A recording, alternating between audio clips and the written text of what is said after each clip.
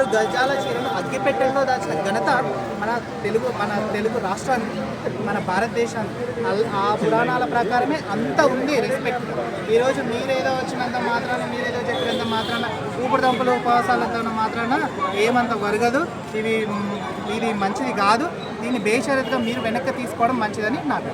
అయితే చిన్మయి కూడా రోబో సినిమాలో సాంగ్ పాడింది. దాని గురించి ఏమంటే ఈ వాక్యాల పైన కూడా రియాక్ట్ అయింది.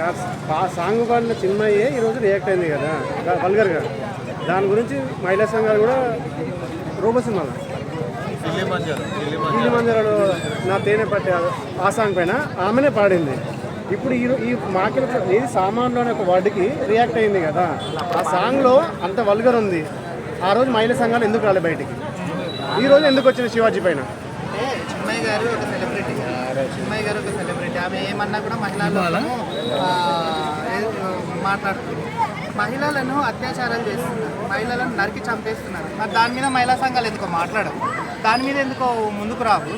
రేప్ చేసిన వ్యక్తుల గురించి మాట్లాడవు ఎందుకు అంటే వస్త్రాలు కిందికి కనిపించాలి, సామాన్లు బయటపడాలనే వర్డ్ మీదనే మీకు అంత కలిగిందమ్మా? అంత కలిగిందా మీకు? జస్ట్ ఒక వర్డ్కే మీరు ఇలా అంటున్నారు. మళ్ళీ అన్ని విప్పేసుకొని ఇడికిడికి అర్ధనగ్రంగా తిరుగుతున్నారు కదా. మరి మిగతా వాళ్ళకి ఎంత ఉండాలమ్మా? చూసే వాళ్ళకు మిమ్మల్ని అనరేమో కానీ మనసులో చాలా అంటే చాలా మాటలు అనుకుంటున్నారు. అది చాలా తప్పు.